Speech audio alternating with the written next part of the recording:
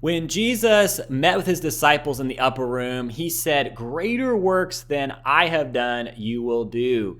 And so there's something mysterious about that, but we see throughout the Gospels and then even in the book of Acts, this connection between the demonstration and the proclamation of the gospel. So in this video, we're going to look at each of the acts of God. Some of them are transformative and one-time events. We see some resurrection, some walking on water, some things that maybe are not meant for us to reproduce, but we're going to look at even those, and including also healings, deliverances, signs and wonders, to try to understand where do we see reproducible methods in the middle of all of this? Who do we see God use? How do we see Jesus equipping his disciples, his apostles, to do this stuff? And how can we find patterns and learn from that as we begin to put this into practice in our own life? I think it's going to be really helpful for you. That is coming up.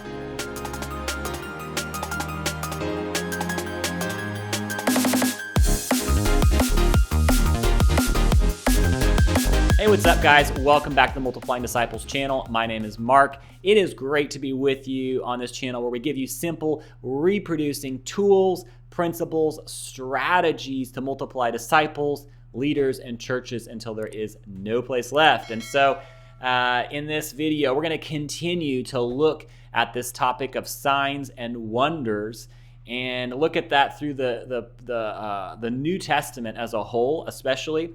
And we're going to look at, in this video, the train or the flow of that connection between proclamation and demonstration, but really specifically in that where we see Jesus modeling these acts of God, and some of them, again, are going to be acts of God that are one-time events, the resurrection of Jesus, once and for all time that happened. But there's also some moments in here where Jesus is praying for the sick, and then he's commanding his disciples to go out and do the same thing. And we see, as we look at this chronologically, that there's a Jesus doing it and modeling it, and then beginning to raise up disciples to do the same. As they see it, they catch it. And I like this phrase that some of the kingdom is caught, not taught. And they're around him, and they catch it, and then they begin to do it.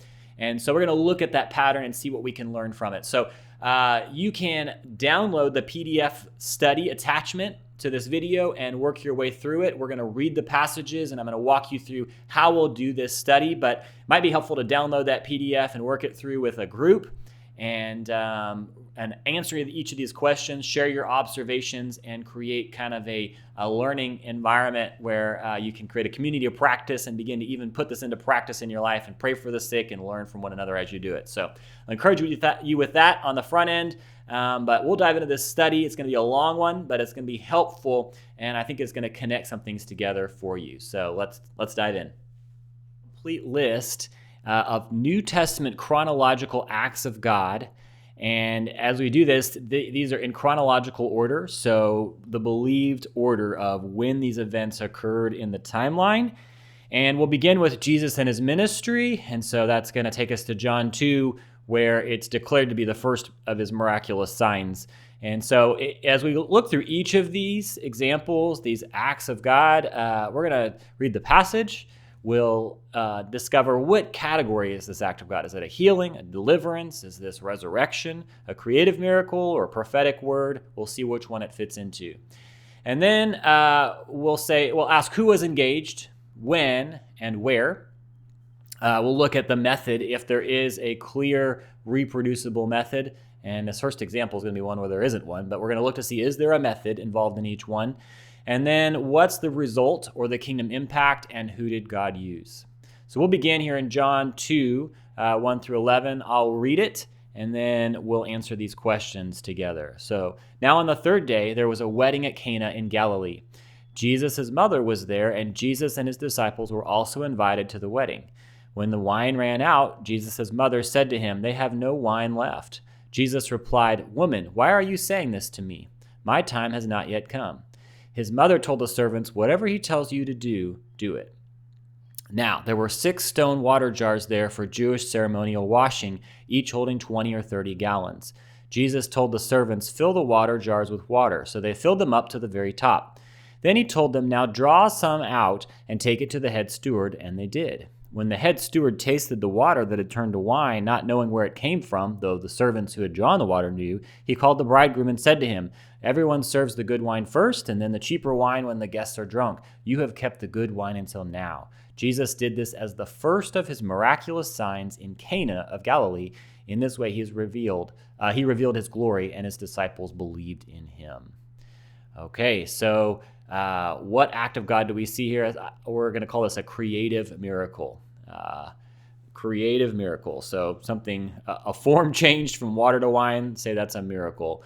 Okay, who was engaged? This wedding party in Cana in Galilee. And 3 days later, after a 3-day walk, that's the when it happened. We see at the beginning of the passage. So method. It's kind of unclear here. It's just a miracle, no reproducible method. So we're looking to find if there are reproducible methods here or patterns. But some of these are just going to be an act of God, a transformative act that God just does, and we worship him for it. So in this case, it's a good place to start and just kind of set the tone.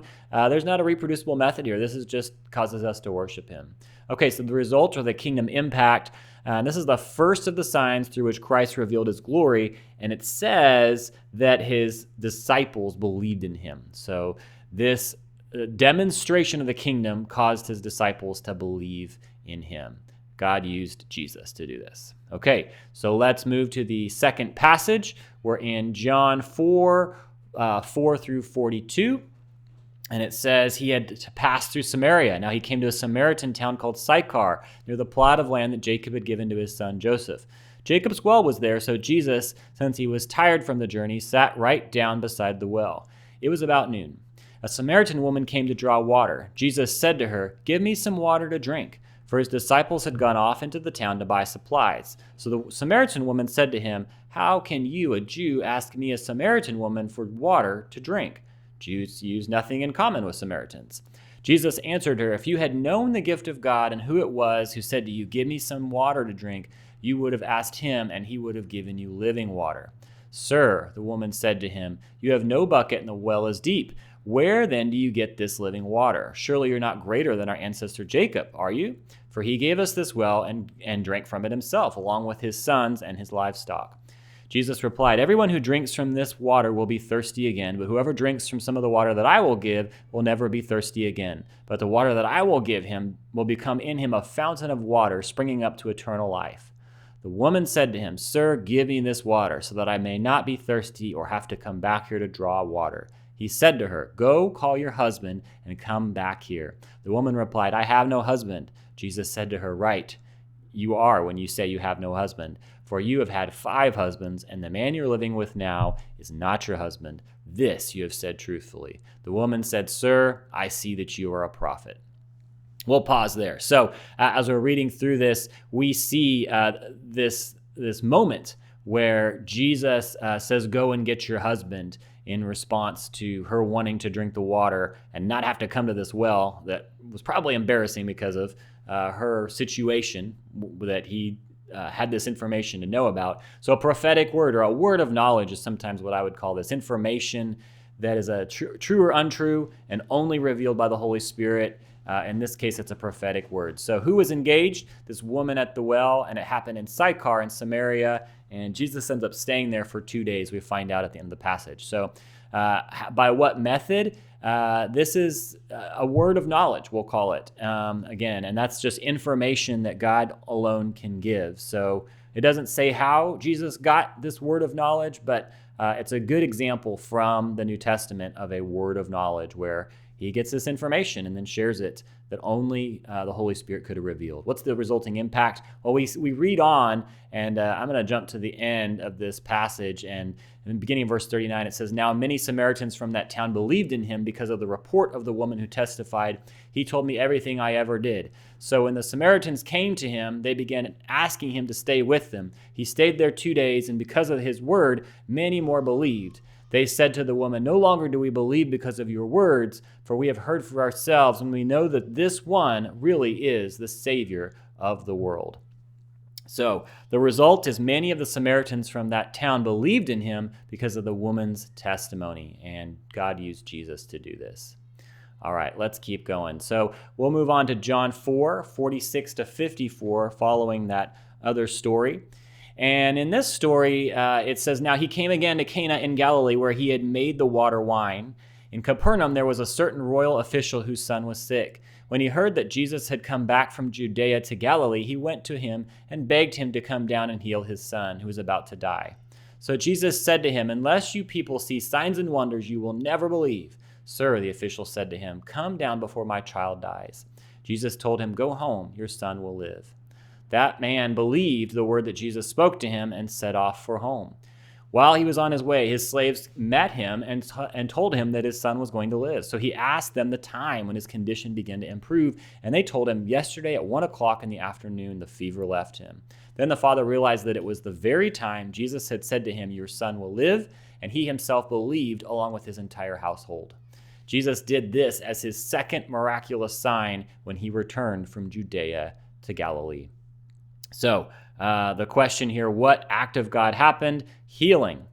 And I put this in parentheses. You can note here that there was no laying on of hands. So as we're looking for patterns here or specific ways that Jesus prayed, he didn't lay his hands on this man's son to pray for him. The healing happened, but not through that.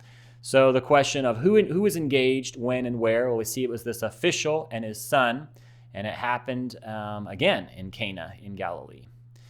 What was the method here? Well, Jesus made a declaration and said, "Go home, your son will live." He declares this. What was the result? Well, this was the second sign Jesus performed after coming from Judea to Galilee. That's about all that we see here. And of course, the son is made well by Jesus. Okay, so let's move on to Matthew 4:18 through 22. And in this story, it says, "As he was walking by the Sea of Galilee, he saw two brothers, Simon called Peter and Andrew his brother, casting a net into the sea, for they were fishermen. He said to them, 'Follow me, and I will turn you into fishers of men.' They left their nets immediately and followed him. Going on from there, he saw two other brothers, James the son of Zebedee and his brother John, on a boat with their father Zebedee, mending their nets. Then he called them. They immediately left the boat and their father and followed him." So, pretty famous story from the Gospels. The calling of Simon, Peter, and Andrew, and then we go on and we see James and John called. So what is the act here? And it's really a sign. There's an increase in a catch of fish, a miraculous sign here. And I'm going to call it a sign because of what we see happen over here as the result. We'll get to that in a second. So who was engaged? It's these fishermen, and it happened on the Sea of Galilee. So by what method was this act done? It was as simple as Jesus telling them to do something. They did it in obedience, and they saw the result. So I'm calling it a sign here versus a miracle because this pointed to the fact that there was, it pointed them to Jesus. And the result was conviction and repentance, and they turned to follow Jesus. And this was, again, performed by the hands of Jesus. All right, so let's move on to Mark chapter 1, verses 23 through 28.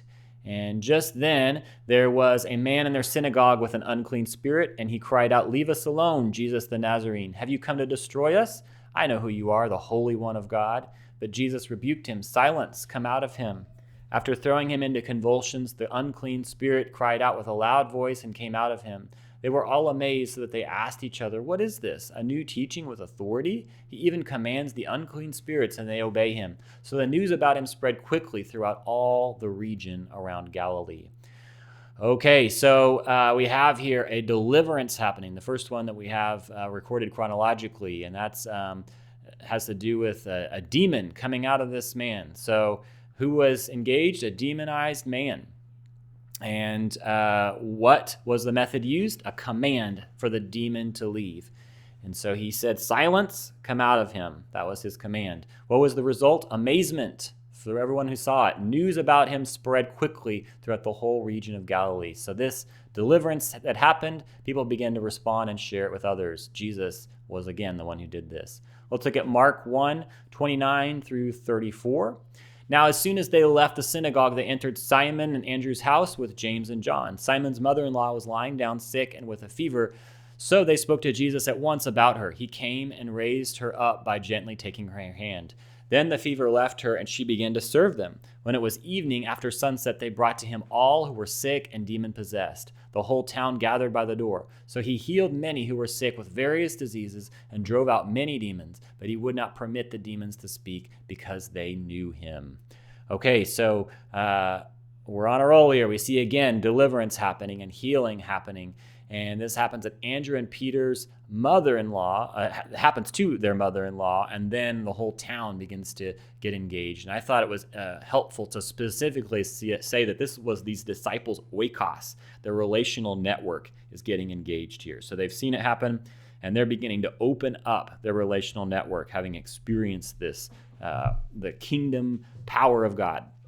All right, so it's kind of unclear. There's no reproducible method demonstrated here, but the result is that we see the whole town engaged. No place left for the gospel to go in this town, and Jesus is the one doing this. All right, let's move on to Mark 1, 40 to 45. I'll read this to you. Now a leper came to him and fell to his knees, asking for help. "If you are willing, you can make me clean," he said. Moved with indignation, Jesus stretched out his hand and touched him, saying, "I am willing, be clean." The leprosy left him at once, and he was clean. Immediately, Jesus sent the man away with a very strong warning. He told him, "See that you not say anything to anyone, but go, show yourself to a priest, and bring the offering that Moses commanded for your cleansing as a testimony to them." But as the man who went out, he began to announce it publicly and spread the story widely, so that Jesus was no longer able to enter any town openly, but stayed outside in remote places. Still, they kept coming to him from everywhere. Okay, so we see again a healing happening here.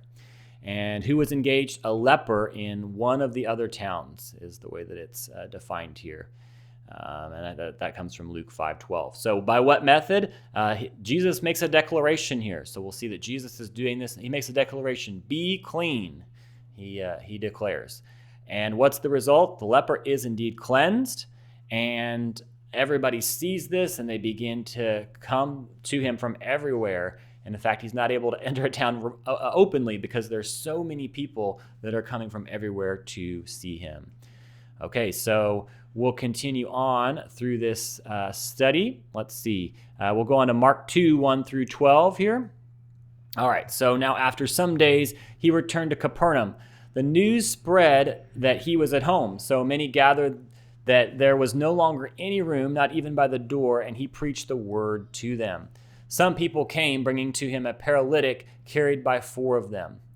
When they were not able to bring him in because of the crowd, they removed the roof above Jesus. Then, after tearing it out, they lowered the stretcher the paralytic was lying on. When Jesus saw their faith, he said to the paralytic, "Son, your sins are forgiven." Now some of the experts in the law were there sitting and turned these things over in their mind. "Why does this man speak this way? He is blaspheming. Who can forgive sins but God alone?" Now immediately, when Jesus realized in his spirit that they were contemplating such thoughts, he said to them, "Why are you thinking such things in your hearts? Which is easier to say to the paralytic, 'Your sins are forgiven,' or to say, 'Stand up, take up your stretcher and walk'? Or to say, 'Stand up, take up your stretcher and walk.' But so that you may know that the Son of Man has authority on earth to forgive sins," he said to the paralytic, "I tell you, stand up, take up your stretcher, and go home." And immediately the man stood up, took up his stretcher, and went out in front of them all. They were amazed and glorified God, saying, "We have never seen anything like this." Okay, so we see this act of God of healing, and forgiveness comes along with it. And these things are connected. So who was engaged? A paralytic. And then we see large crowds engaged at his house in Capernaum a few days later. And you see that right here in the beginning of the translation, or the gospel that we looked at in verse 1 of Mark. So what method? We see after forgiving him, Jesus commands him to get up. So there's a connection here I want to note between forgiveness and healing, and sometimes that can be a root and a connection there. So forgiveness and healing, and the result is amazement as Jesus does this. All right, so let's go on to John 5, 1 through 47. This is a long passage. I'm going to read just a portion of it. So after this, there was a Jewish feast, and Jesus went up to Jerusalem. and he goes to the sheep gate, a pool called Bethesda in Aramaic, which has 5 covered walkways. A great number of sick, blind, lame, and paralyzed people were lying in these walkways. Now a man was there who had been disabled for 38 years. When Jesus saw him lying there, when he realized that the man had been disabled a long time already, he said, "Do you want to become well?" The sick man answered him, "Sir, I have no one to put me into the pool when the water is stirred up. While I'm trying to get into the water, someone else goes down there and before me." Jesus said to him, "Stand up, pick up your mat, and walk." Immediately the man was healed, and he picked up his mat and started walking. Now that day was the Sabbath. So let's pause there. So we see healing happening here, and it's the root here is sin. And who's engaged? This paralyzed man in Jerusalem, and he is right by the pool of Bethesda. How was the method that Jesus used? He commands, says, "Get up and walk." And again, the result, or no, in this case, the result is persecution. We didn't read on to see that, but it says, so the Jewish leaders said to the man who had been healed, "It is a Sabbath. You're not permitted to carry your mat." And they begin to persecute him. So the Jewish leaders circle back around and they begin to actually persecute Jesus out of this. So we see some persecution really beginning to stir up now as the word is getting around about Jesus. Okay, so let's go on to Mark 3, 1 through 6. And here we see another time Jesus went into the synagogue, and a man with a shriveled hand was there. Some of them were looking for a reason to accuse Jesus, so they watched him closely to see if he would heal him on the Sabbath. Jesus said to the man with the shriveled hand, "Stand up in front of everyone." Then Jesus asked him, "Which is lawful on the Sabbath, to do good or to do evil, to save life or to kill?" But they remained silent. He looked around at them in anger and deeply distressed at their stubborn hearts, said to the man, "Stretch out your hand." He stretched it out, and his hand was completely restored. Then the Pharisees went out and began to plot with Herodians how they might kill Jesus. Okay, so we see here a healing occurs, and this man that has a shriveled hand, it is restored. And that's who is engaged here. And Jesus, his method here again is a prayer of command, and he says, "Stretch out your hand." And we're beginning to see this thread of persecution entering this story in connection with signs and wonders being performed. Now, other things too, but that seems to really be correlated here. We see persecution beginning to happen. They go out to plot with the Herodians how they might kill Jesus. All right, let's look at one more passage here in this section that is the beginning of his ministry before he calls his apostles, and then we'll keep looking at some of that. So, all right, so we're in Mark 3, verses 7 to 12. Jesus withdrew with his disciples to the lake, and a large crowd from Galilee followed. When they heard about all that he was doing, many people came to him from Judea, Jerusalem, Idumea, and the regions around the Jordan and around Tyre and Sidon. Because of the crowds, he told his disciples to have a small boat ready for him to keep the people from crowding him, for he had healed many, so that those with diseases were pushing forward to touch him. Whenever the impure spirits saw him, they fell down before him and cried out, "You are the Son of God." But he gave them strict orders not to tell others about him. Okay, so we see healing here, and you really could say there's some kingdom clash with some demons as well, but I just am highlighting the healing. So who was engaged? Many were healed at Lake Gennesaret, and that's at Lake Gennesaret, and many people were healed, is what we know about the people that were there. Okay, so what was the method? It's unclear here. No real reproducible method is talked about, or even methods really at all. What's the result? Those with diseases were pushing forward to touch him. So there's a real leaning in of people with need that are coming forward. And then also those with impure spirits they're manifesting, and they're pointing out that he's the Son of God, and it's not the right time or the right way, and he's binding those spirits and telling them not to talk. Okay, so that is the first section that we have here as Jesus begins his ministry. And I put in this benchmark of Jesus choosing his 12 apostles. And in the book of Mark, that happens in chapter 3, 13 to 19. In the book of Luke, that's in chapter 6, 12 to 16. But this being a notable moment where Jesus, having chosen his apostles, he's continuing to engage and and the methods continue to roll out, but we'll see a shift as they begin to share, and that God begins to use them, and Jesus commissions them to go forth and do the same stuff. So let's continue onward. We'll go into this story in Luke 7, 1 through 10, and see what we see here. So after Jesus had finished teaching all this to the people, he entered Capernaum. A centurion there had a slave who was highly regarded, but who was sick and at the point of death. When the centurion heard about Jesus, he sent some Jewish elders to him, asking them to come and heal his slave. When they came to Jesus, they urged him earnestly, "He is worthy to have you do this for him, because he loves our nation, and even built our synagogue." So Jesus went with them. When he was not far from the house, the centurion sent friends to say to him, "Lord, do not trouble yourself, for I am not worthy to have you come under my roof. That is why I did not presume to come to you. Instead, say the word, and my servant must be healed. For I too am a man set under authority, with soldiers under him. I say to this one, go, and he does. And to another, come, and he comes. And to my slave, do this, and he does it." When Jesus heard this, he was amazed at him. He turned and said to the crowd that followed him, "I tell you, not even in Israel have I found such faith." So when those who had been sent returned to the house, they returned to find the slave well. Okay, so in this story, we find this act of God again of healing. A centurion and a servant are some main actors here, and the whole household in Capernaum are engaged. Now, here's what's interesting. There is unclear in terms of what the method is here. It's not reproducible, but what's interesting is that Jesus praises this centurion's faith as an exemplification of an understanding of what Jesus' authority as one who has authority to command even the unclean spirits looks like. And Jesus highlights this as an expression of his faith, that he says, I tell him to do this, he does it. And so I believe that if you say the word, it'll happen. And that kind of highlights the way in which Jesus releases the authority of the kingdom, and that's with prayers of command. We see that over and over again. And so here, highlighted that command piece. That's interesting. Okay, so the result of the kingdom impact, the servant is healed, and God uses Jesus. All right, so let's go on to this story in Luke 7, 11 through 17.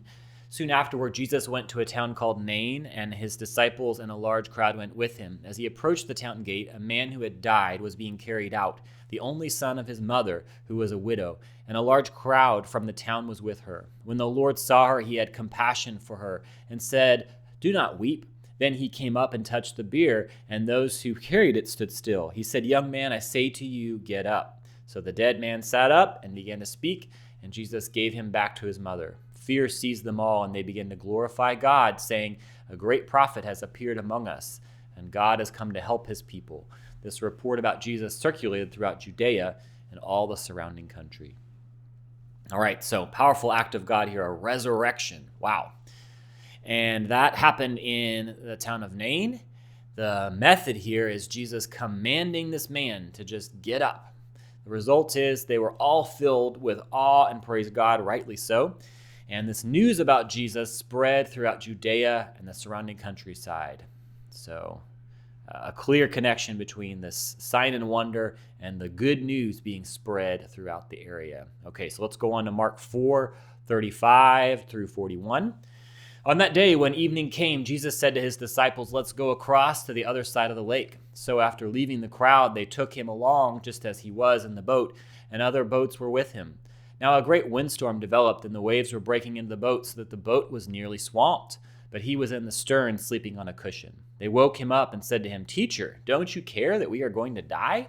So he got up and rebuked the wind and said to the sea, "Be quiet, calm down." Then the wind stopped, and it was dead calm. And he said to them, "Why are you cowardly? Do you still not have faith?" They were overwhelmed by fear and said to one another, "Who then is this? Even the wind and the sea obey him." So we hear a powerful sign and wonder happens. The storm is calmed. This happens with the disciples on Lake Gennesaret.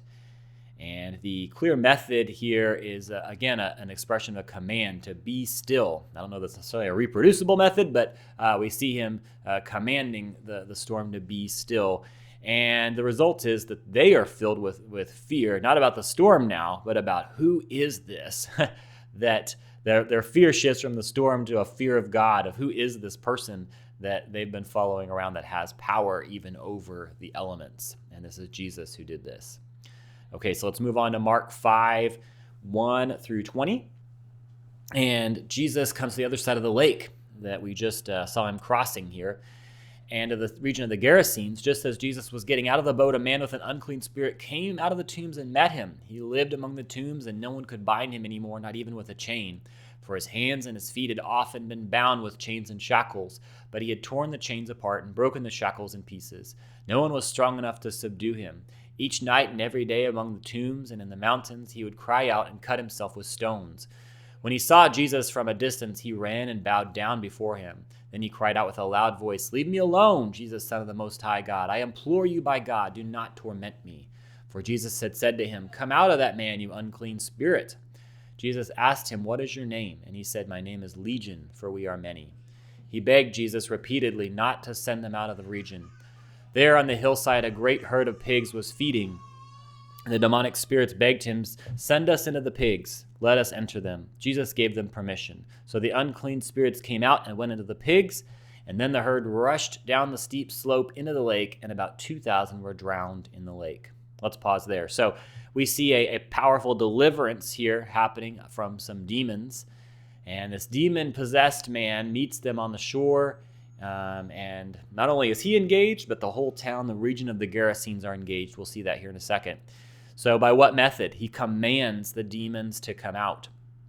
And the result is, and go into the pigs. And so the man went away and began to tell in the Decapolis how much Jesus had done for him, and all the people were amazed. So we see here, as we fast forward through this story, that the demoniac wants to come with Jesus, and then here at the end of this story, Jesus tells him in verse 19, he didn't permit him to go, but instead said to him, "Go to your home and to your people and tell them what the Lord has done for you," so that they had mercy on you. So he went away and began to proclaim in the Decapolis what Jesus had done for him, and all were amazed. So the entire Decapolis, or 10 cities is what that stands for, 10 cities heard the word of the Lord through this demon-possessed man that had a reputation such that his testimony alone brought amazement to the whole region about what God had done. That's pretty powerful. All right, so let's go on to this story in Mark 5, verse 21 to 43. When Jesus had crossed again in a boat to the other side, a large crowd gathered around him, and he was by the sea. Then one of the synagogue leaders named Jairus came up, and when he saw Jesus, he fell at his feet. He asked him urgently, "My little daughter is near death. Come and lay your hands on her so that she may be healed and live." Jesus went with him, and a large crowd followed and pressed him. Now a woman was there who had been suffering from a hemorrhage for 12 years. She had endured a great deal under the care of many doctors and had spent all that she had. Yet instead of getting better, she grew worse. When she heard about Jesus, she came up behind him in the crowd and touched his cloak, for she kept saying, "If I only touch his clothes, I will be healed." At once the bleeding stopped, and she felt in her body and that she was healed of her disease. So let's pause there, because we see some healing happening with this woman, and that happens in Capernaum. And so the method here, we see somehow the faith of this sick woman demonstrated through touch. She believed if she would just touch him, that she would be made well. So let's read on for the rest of the story. So he says, "Who touched me?" And looking around and see who has done it. And this woman comes with fear and trembling, knowing what had happened to her, came and fell down before him and told the whole truth. He said to her, "Daughter, your faith has made you well. Go in peace and be healed of your disease." And then on in verse 35, while he was still speaking, people came from the synagogue leader's house saying, "Your daughter has died. Why trouble the teacher any longer?" But Jesus paid no attention to what was said, told the synagogue leader, "Do not be afraid, just believe." He did not let anyone follow him except Peter, James, and John, the brother of James. They came to the house of the synagogue leader, where he saw noisy confusion and people weeping and wailing loudly. When he entered, he said to them, "Why are you distressed and weeping? The child is not dead, but asleep." And they began making fun of him, but he forced them all outside, and he took the child's father and mother and his companions and went into the room where the child was. Then, gently taking the child by the hand, he said to her, "Talitha cum," which means, "Little girl, I say to you, get up." The girl got up at once and began to walk around, for she was 12 years old. They were completely astonished at this.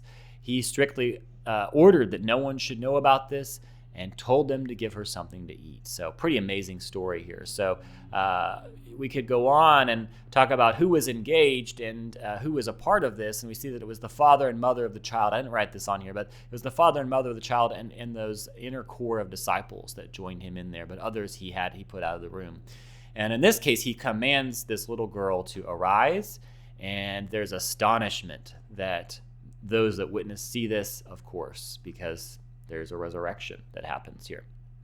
Okay, so let's go on to Matthew 9, verses 27 to 31. And let's read this. As Jesus went on from there, 2 blind men began to follow him, shouting, "Have mercy on us, Son of David." When he went into the house, the blind men came to him. Jesus said to them, "Do you believe that I am able to do this?" They said to him, "Yes, Lord." When he touched their eyes, saying, "Let it be done for you according to your faith."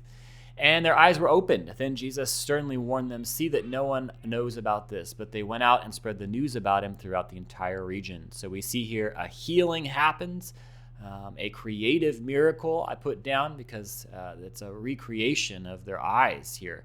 And these blind men are healed. And by what method? It's through touch and through this declaration that he says, do you believe I'm able to do this? He touches their eyes, and let it be according to your faith, he declares. And the result is news spread about the whole region, despite Jesus' desire that it wouldn't. And it's Jesus again who did this. Although we're beginning to see that the disciples are coming into the scene, I should be noting this, but we see them coming along for deliverances, for signs in the boat, now for healing, resurrection. And we're going to go on to see, as Jesus sends out his 12, what happens as they begin to put this into practice, having seen Jesus model it. All right, so Matthew 9, 32 to 34. As they were going away, a man who was demon-possessed and unable to speak was brought to him. After the demon was cast out, the man who had been mute began to speak. The crowds were amazed and said, "Never has anything like this been seen in Israel." But the Pharisees said, "By the ruler of demons, he casts out demons." So what happens? A healing. And who was engaged, and when and where? Well, there's a mute man that speaks, was the one who was engaged. By what method? There was a demon driven out of him, and then a healing is the result. So interestingly, here the root again is a demon that comes out, and the result is healing in the physical body. So as the demon comes out, the result is amazement from the crowd, and the Pharisees begin to slander Jesus and pointing to some connection to Satan and to the demonic. Okay, so we'll go on in this next section here and look to see how does Jesus now send out the 12 to begin to do the same things that Jesus has modeled for them to do. And we find that here in a couple passages, Matthew 11, Mark 6, and Luke 9. And we'll just look to see Jesus has done a lot of modeling.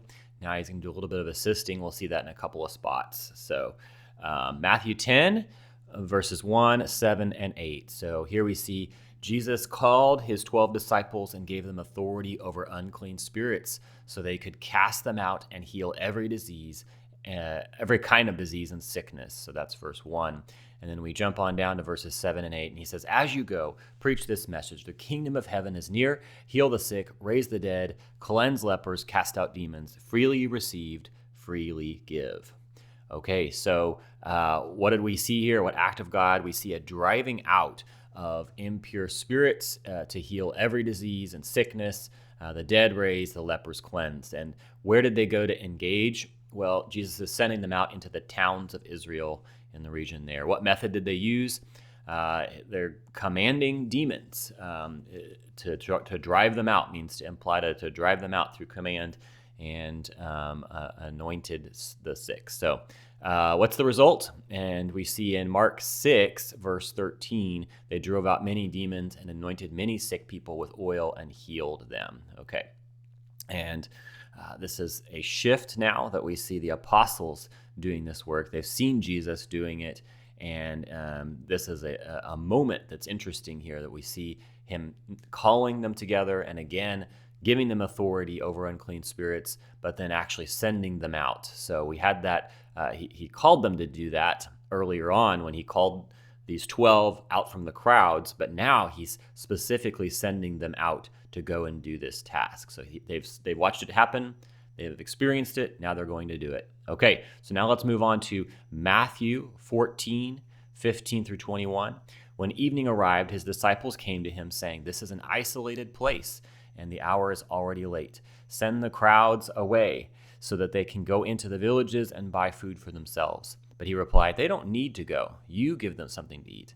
They said to him, "We have here only 5 loaves and 2 fishes. Bring them here to me," he replied. Then he instructed the crowds to sit down on the grass. He took the 5 loaves and 2 fish, and looking up to heaven, he gave thanks and broke the loaves. He gave them to the disciples, who in turn gave them to the crowds. They all ate and were satisfied, and they picked up the broken pieces left over, 12 baskets full, not counting women and children. There were about 5,000 men who ate.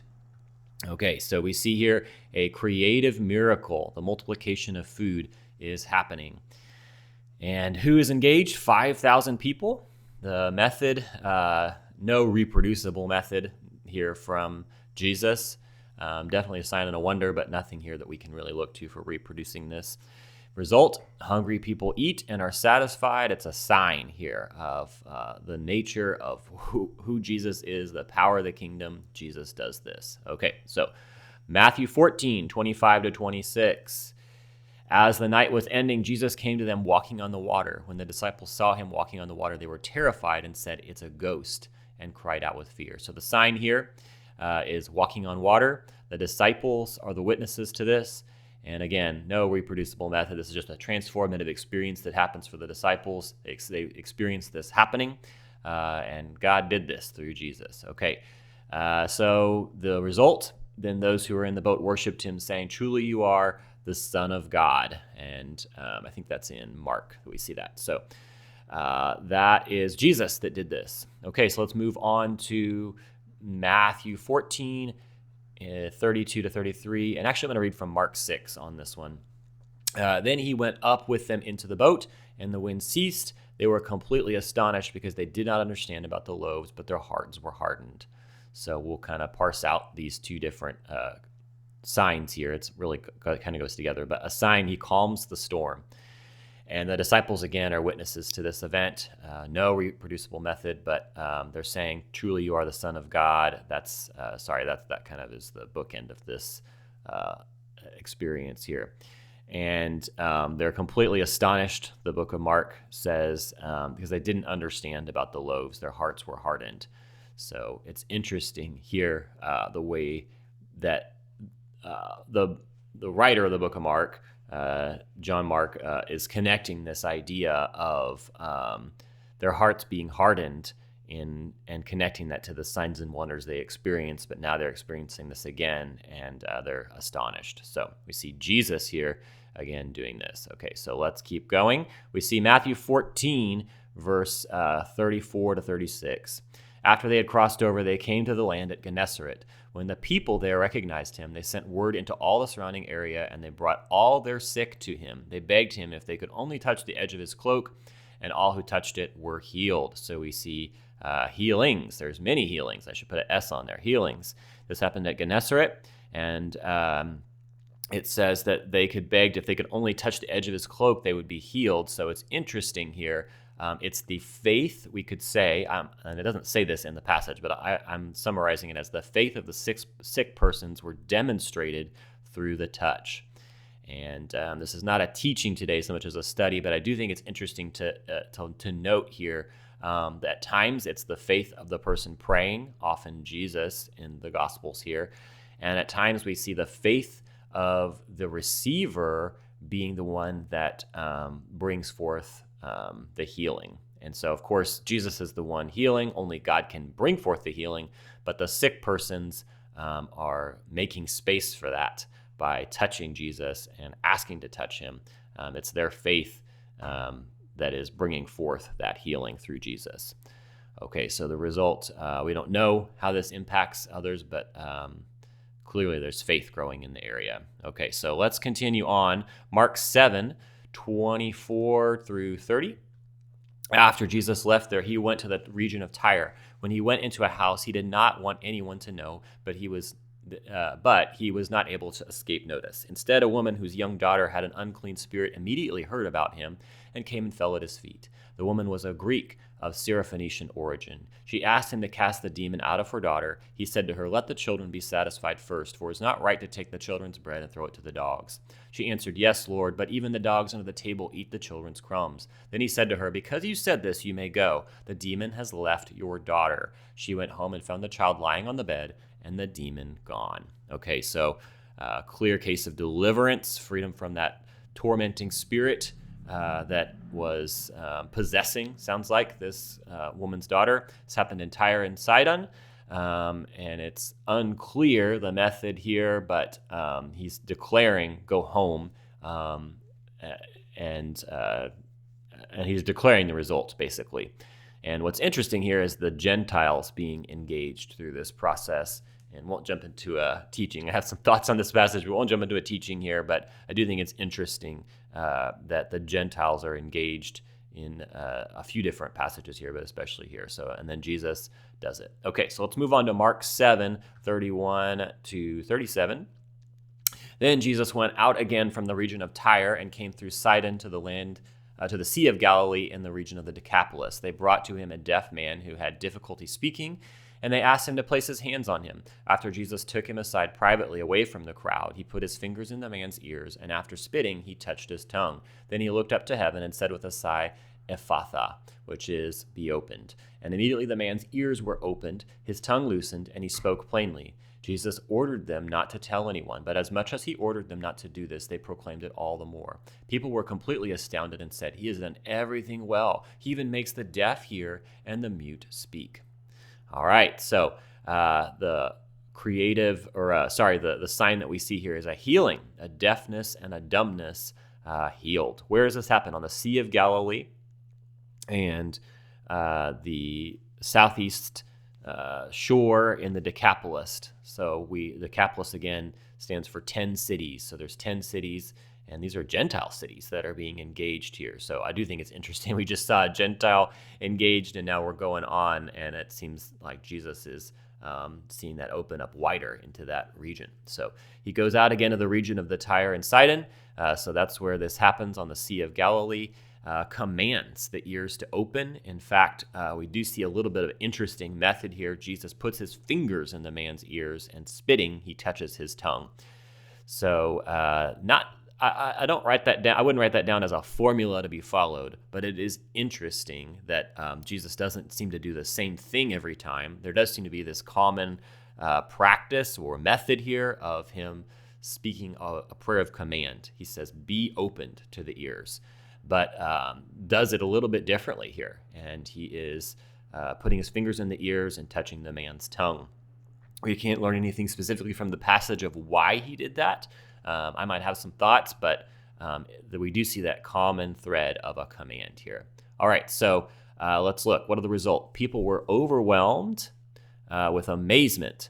And I put this note, the crowds come to Jesus after Jesus sends the demonized man out to share his story, Mark 5, 1 through 20. So kind of just connecting that idea that in Mark 5, 1 through 20, Jesus sent out this demonized man to share the story of what God had done. In other words, the kingdom, the act of God that he'd experienced. And now we're back, and there is many people coming. And there's this connection between that act of God and that story shared. And now many people are coming to experience some deliverance and freedom and healing. Okay, so let's keep going here. So we've got Matthew 15, verses 32 to 39. Then Jesus called his disciples and said, "I have compassion on the crowd because they have already been here with me 3 days, and they have nothing to eat. I don't want to send them away hungry, since they may faint on the way." The disciples said to him, "Where can we get enough bread in this desolate place to satisfy so great a crowd?" Jesus said to them, "How many loaves do you have?" They replied, 7 and a few fish.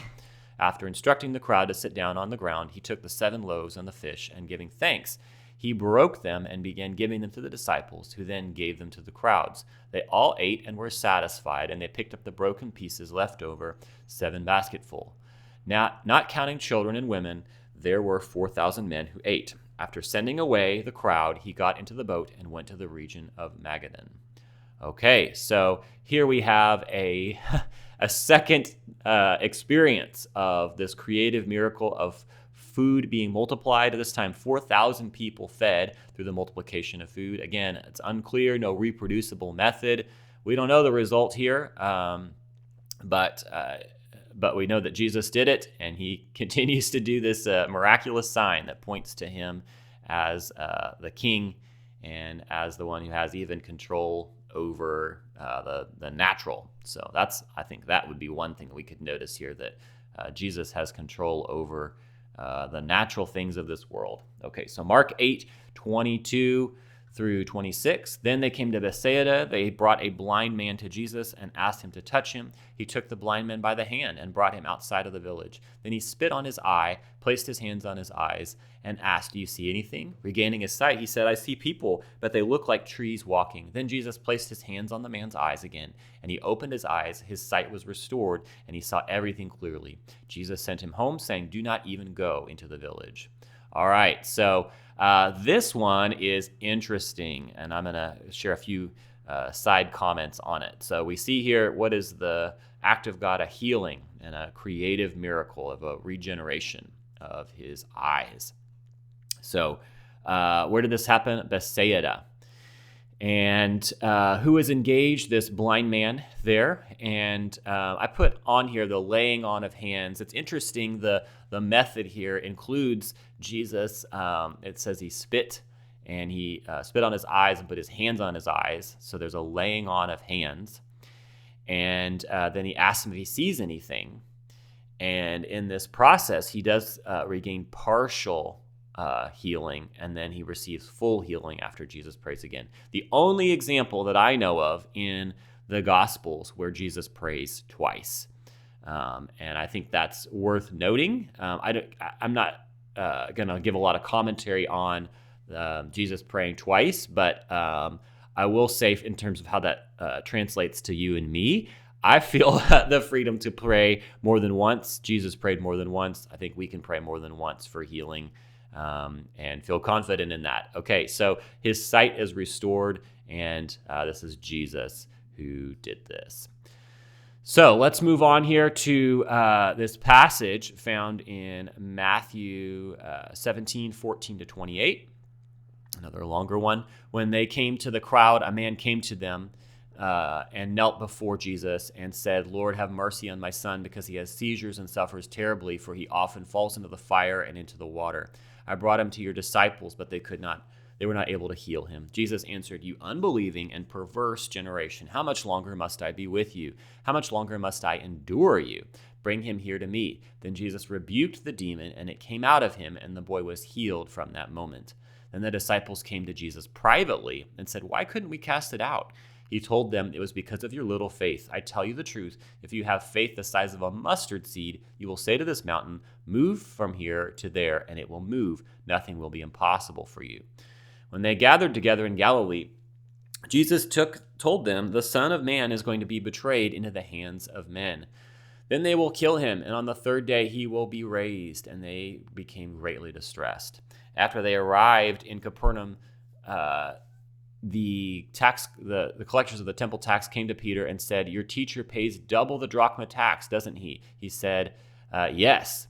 When Peter came into the house, Jesus spoke to him first. "What do you think, Simon? From whom do earthly kings collect tolls or taxes? From their sons or from foreigners?" After he said, "From foreigners," Jesus said to him, "Then the sons are free, but so we don't offend them, go to the lake and throw out a hook.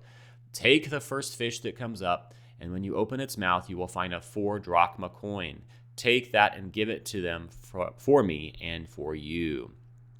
Okay, so we see here in this passage a deliverance happening, and looks like I didn't include in this study. I should have included the second miracle in this section here of the coin with Peter. But let's focus on the deliverance here. So we see this deaf and dumb spirit preventing the man's child from being made well. He suffers from seizures and suffers terribly, and often is thrown into fire, into water, it says. And interesting here, we see the disciples attempting to set him free, to bring deliverance, but doesn't work. And so Jesus steps in again to assist. And I think it's interesting. We've got this assist phase going on here where Jesus has modeled it, and now he is stepping in to support them. And why does he have to step in to support them? Because they don't have enough faith. So they come to him privately and they say, why couldn't we do it? Because of your little faith, because of their unbelief. So Jesus connects this idea of their faith and their belief and their ability to see results in deliverance. And the method here is just commanding this deaf and mute spirit to leave. We see that consistently throughout. But it's interesting. This is the interesting part here to me. The boy is delivered, and the disciples are trained in deliverance by learning they don't have enough faith. And so growing in faith is going to be needed for them to see more of this happen. Okay, so let's go on to John 9, 1 through 10 and verse 21. Now, as Jesus was passing by, he saw a man who had been blind from birth. His disciples asked him, Rabbi, who committed the sin that caused him to be born blind, this man or his parents? Jesus answered, neither this man nor his parents sinned, but he was born blind so that the acts of God may be revealed through what happens to him.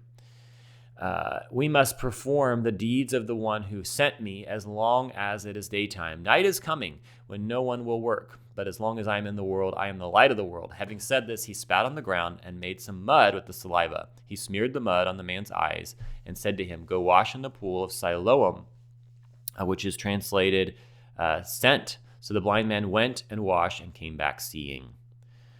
All right, so let's pause here. And I should have said 9:1 through chapter 10:21. There's a long section here, and we see how this creative miracle plays out, and there's some resulting persecution from the Pharisees.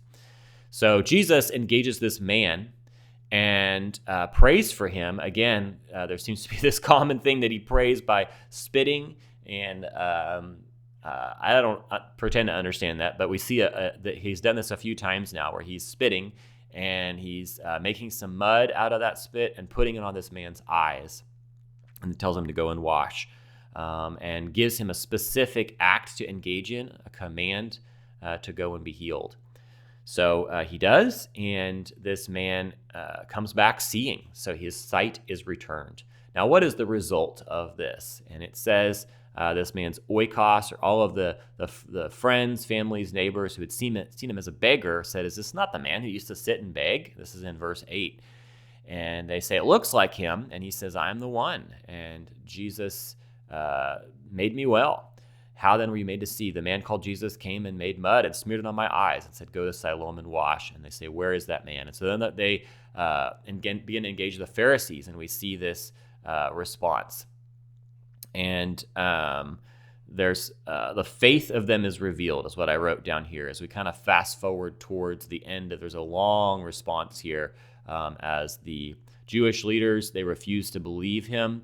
There's a lot of persecution and hardness of heart revealed here, and they want to be really legalistic about the ceremonial dynamics here, and should this man be kicked out of the synagogue, and they're asking the parents. There's this whole back and forth that happens here, and Jesus heard that they had thrown him out. Now, if we jump down to verse 35 of chapter 9, and said to the man, do you believe in the Son of Man? And he says, and who is he, sir, that I may believe in him? Jesus told him, you have seen him. He is the one speaking to you. And he said, Lord, I believe. And he worshiped him. So worth noting, and I didn't put that on here, but this man discovers that this is the Son of Man. This is the Christ. And he begins to worship him because of this healing having happened to him.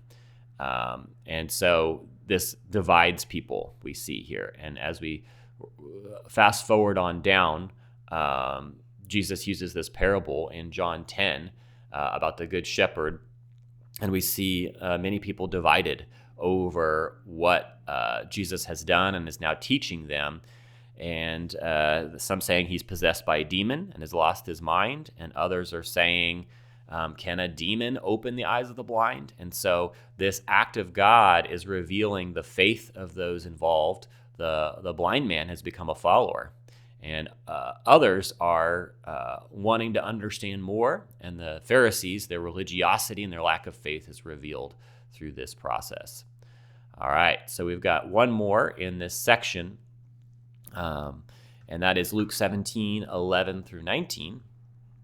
Now, on the way to Jerusalem, Jesus was passing along between Samaria and Galilee. As he was entering a village, 10 men with leprosy met him.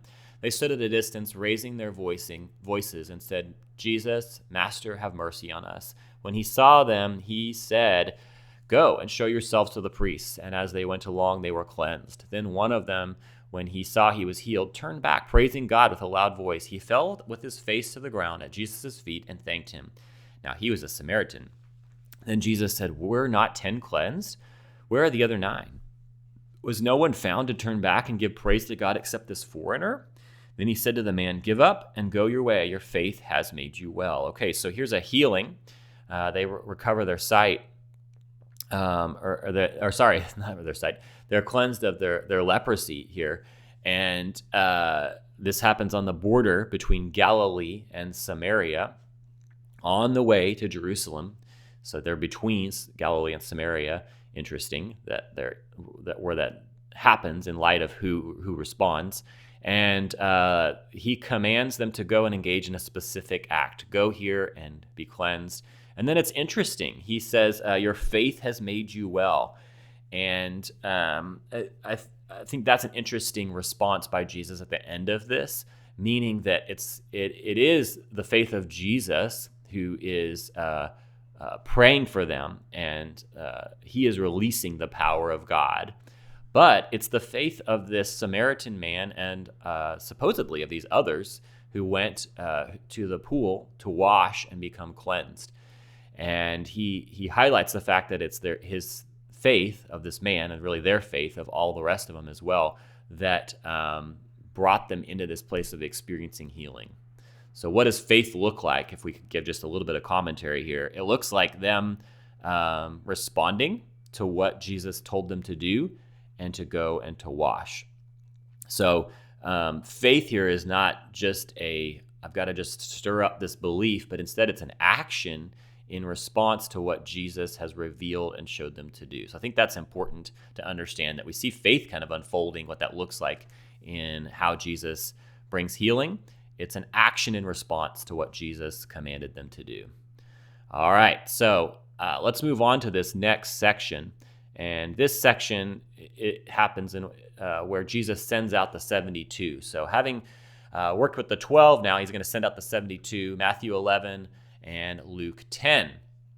So we'll look in this passage here at the beginning of this in, let's see, Luke 10. 1 to 24, and see what happens as Jesus sends out the 72. So after this, the Lord appointed 72 others and sent them on ahead of him 2 by 2 in every town and place where he himself was about to go. He said to them, "The harvest is plentiful, but the workers are few. Therefore ask the Lord of the harvest to send out workers into his harvest.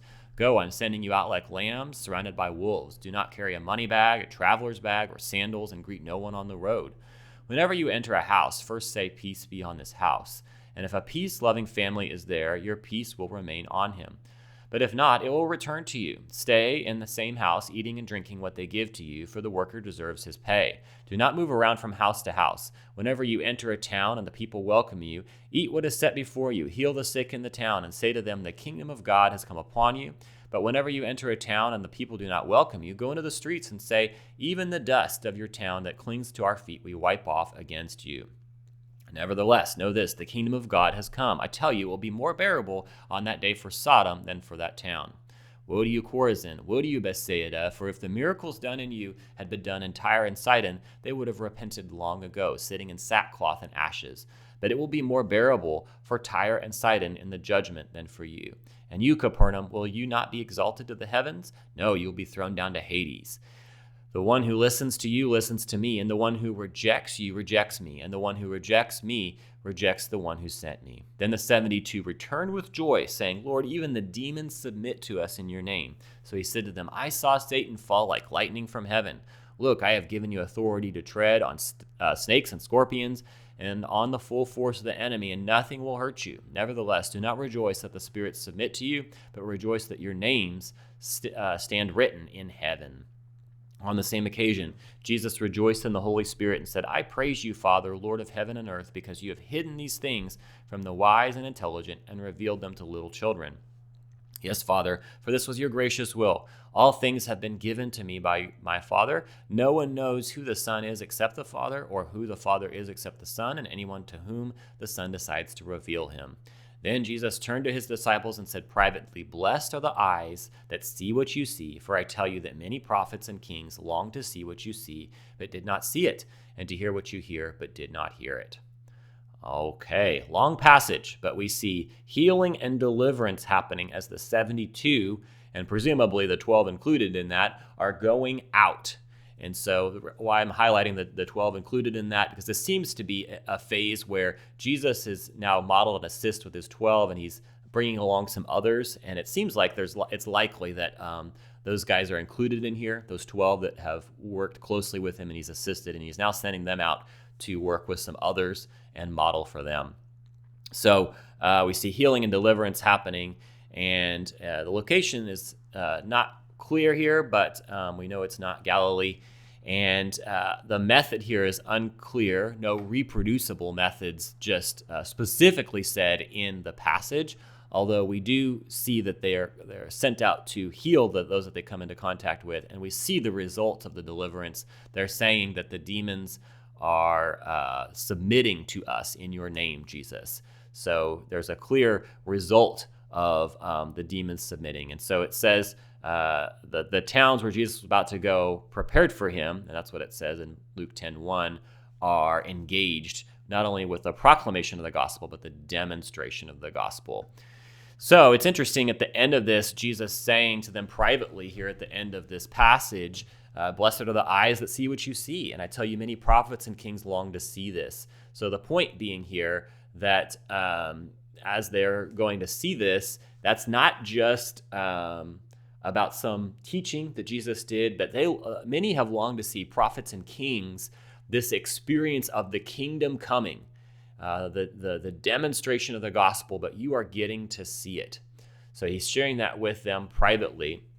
And isn't that interesting? And it's apostles and some other unnamed disciples that are going out to do this. So the kingdom is coming, and it's coming through Jesus. But in this specific story right here, it's Jesus delegating that authority to those to go ahead of him to do the same work that he did, that he modeled early on in this study. And now he's done it with a few disciples and apostles, and now he's having them go out and model to others. And the kingdom is advancing that many have longed to see. Okay, so let's go on here and look at John 11:1 through 53. And I'm not going to read this whole passage. This is a long story, the story of the resurrection of Lazarus.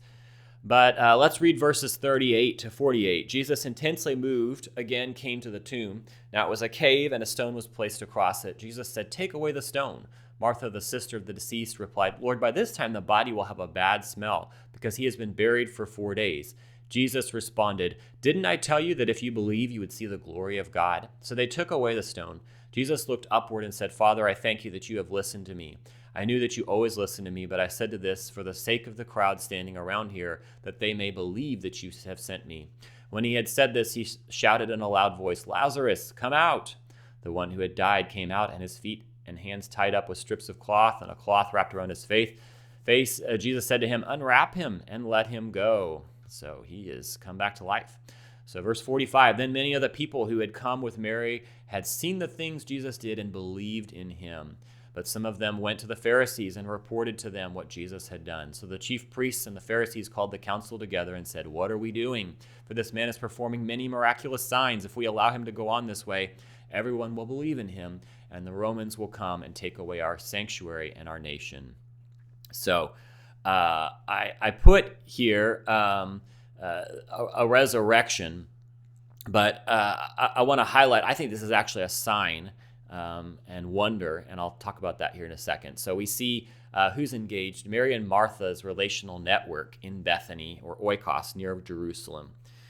The method here, Jesus says, come out to Lazarus, who has died. And I only put there's a plot to kill Jesus, but it's worth, I should put more here because there's a division of a response. This is a resurrection is the miracle, but it's a sign and a wonder. And what's interesting to note here is the varying response of the people who see it. Some see this and they believed in Jesus as the Messiah. And then some saw this and they their hearts hardened, and they took this as a chance to go and tell the Pharisees what Jesus had done.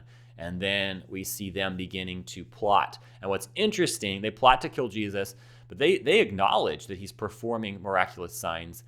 Their response to it is not to look into that and to open their hearts to this being the Messiah. Rather, they close off their hearts and they're attempting to kill him. So worth noting that signs and wonders seem to be very, they're a sifting or a filtering dynamic. When they happen, they filter the hearts of those that experience them. Are they going to turn and worship him as Lord, or are they going to turn away and their hearts are going to get harder and move away from him?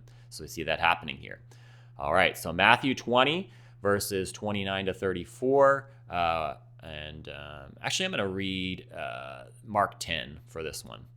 So we see a healing happen here. When they came to Jericho, as Jesus and his disciples and a large crowd were leaving Jericho, Bartimaeus, the son of Timaeus, a blind beggar, was sitting by the road. When he heard that it was Jesus the Nazarene, he began to shout, "Jesus, son of David, have mercy on me." Many scolded him to get him to be quiet, but he shouted all the more, "Son of David, have mercy on me." Jesus stopped and said, "Call him." So they called the blind man and said to him, "Have courage, get up, he is calling you." He threw off his cloak, jumped up, and came to Jesus.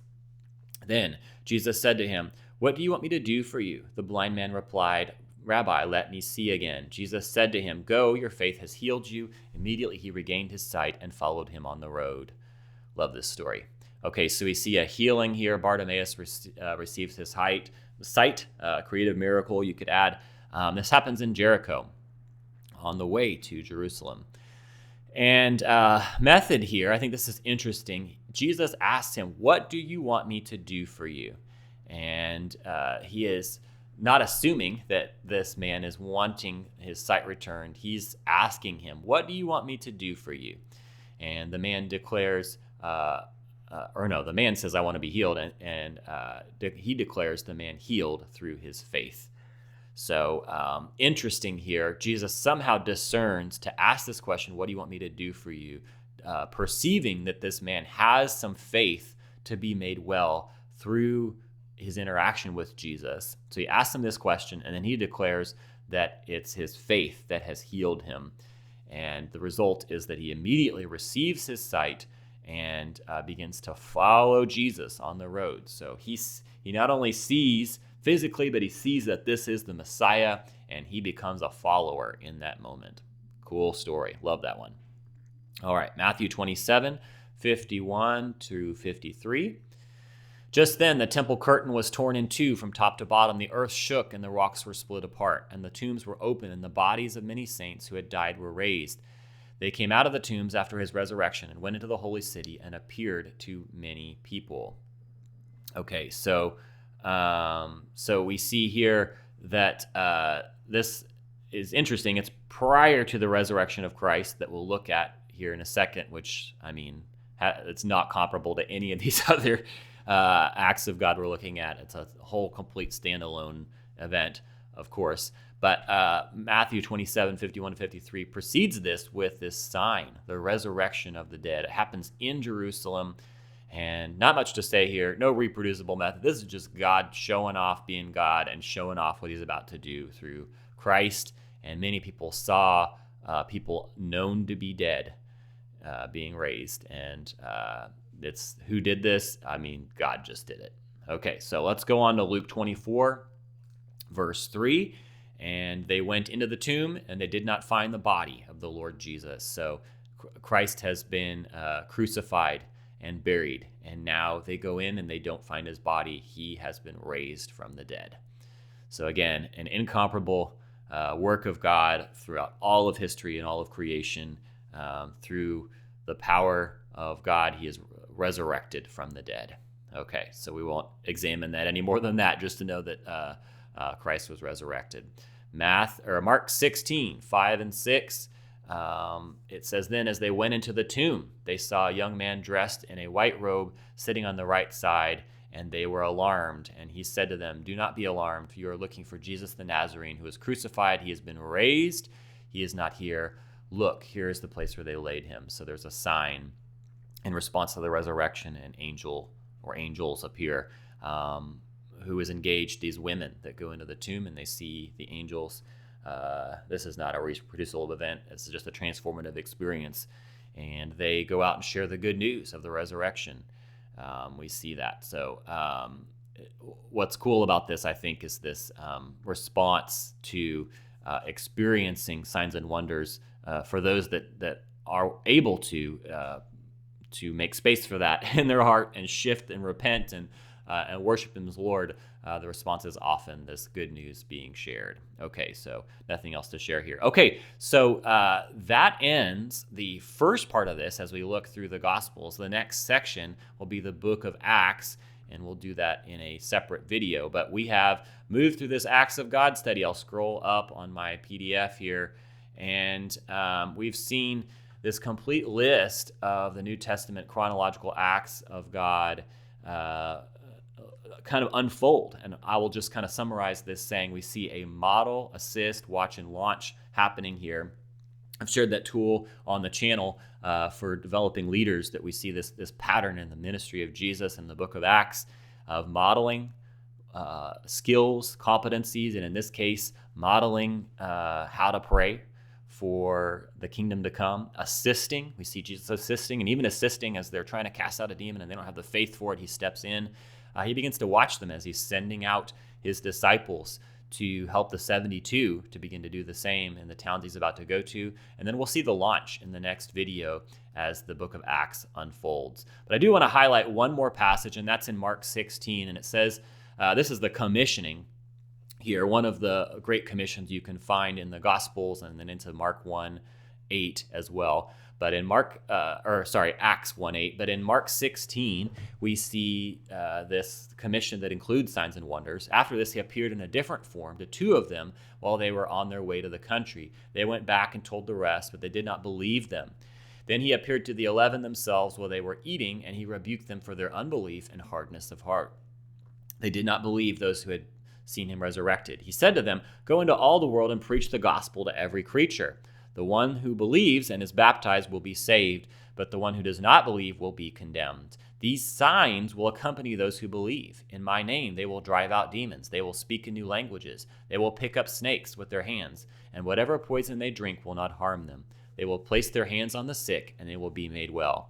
After the Lord had spoken to them, he was taken up into heaven and sat down at the right hand of God. They went out and proclaimed everywhere while the Lord worked with them and confirmed the word through accompanying signs. Okay, so we see this at the end of the book of Mark, and this is the method. They're going to go out. They're going to be preaching this gospel, and it's going to be accompanied by signs and wonders, not just with the apostles, but interesting here it says those who believe will see this happen around them. Now, that's for another video to talk about the role of signs and wonders, especially at the edge of mission. But interestingly here, he's connecting this task to go out and to share with the signs and wonders that are going to happen that will follow those that believe. And then it says they go out and proclaim everywhere, and the Lord worked with them through accompanying signs. So we'll end with that Jesus has modeled, assist, and watched, and now he's launching them out, and we'll look at that in our next study.